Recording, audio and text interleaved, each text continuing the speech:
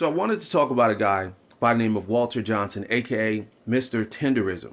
Now you guys probably know him. He's been famous for his stomping of his foot after the meat falls off the bone, and people like Keith Lee have offered him thousands of dollars as a tip because he honestly thought he was the owner of this smokehouse called Destination Smokehouse out there in California.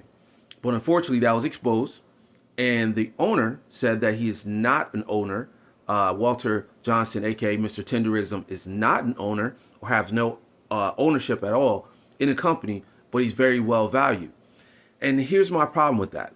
My problem is not the fact that he exposed that he's not the owner. My problem is he has no equity, but he's still being used as a mascot.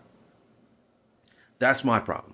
And that's a huge problem because we are so used to seeing people like Walter Johnson, who's famous for his stomping of his foot and being a character of a black person and not an owner or a black owner or have some type of equity and stake. It's time out for that. It's 2026. Enough of the buffoonery, enough of the actions that make you look silly. And let's get busy. The first thing I would have did is position myself to become an owner or some type of equity, some type of ownership. Sell merch, do something, right? Own something, because it's an absolute joke. And if you go to their page right now, they limited their comments. They don't have people that can, put comments on there unless it's only good comments. And then on top of that, the way they're approaching it is every video is with him and the owner now. And the owner knows this is messed up. The owner knows that he's pretty much putting Walter Johnson out there as a mascot. And he's trying to soften the blow, and he's trying to appease the audience because he heard the rumblings. He heard the people talk about it, talked about how bad this is, how bad, and how they had everyone fooled, pretty much believing that Walter Johnson was the owner of this company.